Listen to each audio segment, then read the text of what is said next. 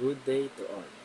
Today, we gather not to simply talk about the tragedies that have unfolded on our streets, but to reflect on the urgent need for change. The recent accidents, one involving a female rider who tragically lost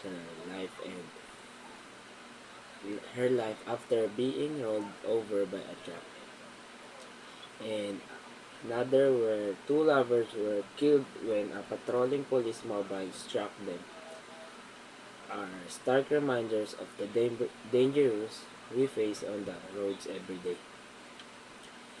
The, these accidents are not just statistics, they are real people, real life lost, and lives forever changed. But more than that, they are calls to action. We must ask ourselves, what are we doing to prevent these tragedies?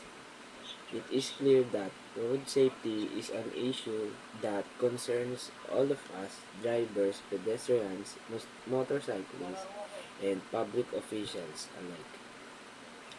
These accidents were not inevitable, they were preventable, and that is what makes them even more heartbreaking. Each one of us has a role to play in ensuring that such accidents do not continue to claim lives. But first, we must confront the truth. Our roads are not as safe as they should be. In the case of the female rider, a person who could have been anyone's sister, daughter, or mother, the consequences of carelessness on the road are devastating. A single moment of inattention, speeding, or failure to yield can result in the loss of a life, an irreversible tragedy. Similarly, in the case of two lovers, the loss was all the more senseless. A patrolling police vehicle, which is supposed to be a protector on the streets, was involved in an accident that left two innocent lives lost. How can we move forward from this, knowing that both parties, whether civilian or police, have their responsibilities to uphold? This isn't just a grief or anger, it's about responsibility.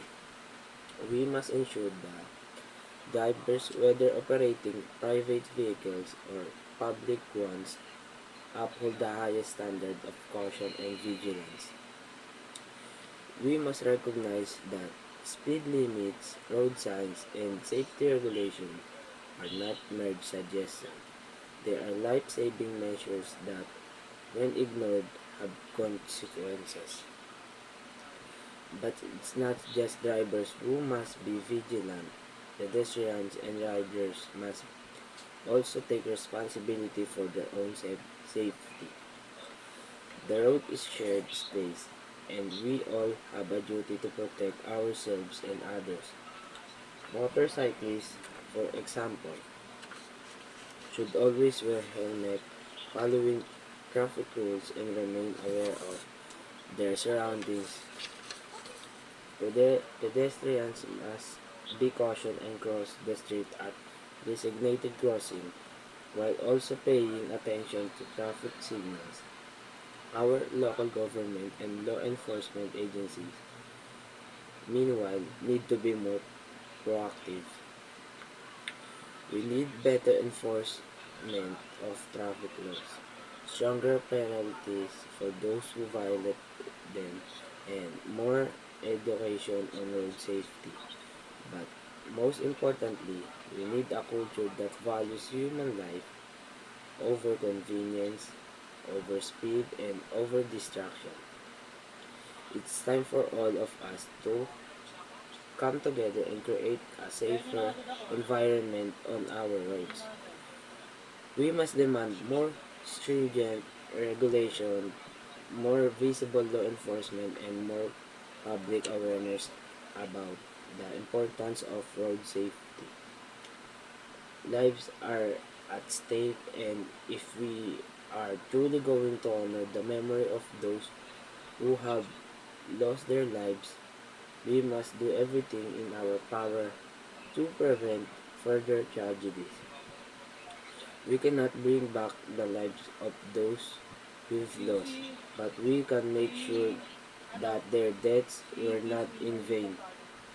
We owe it to them, to ourselves, and to the generation that will follow to make the streets safer for everyone.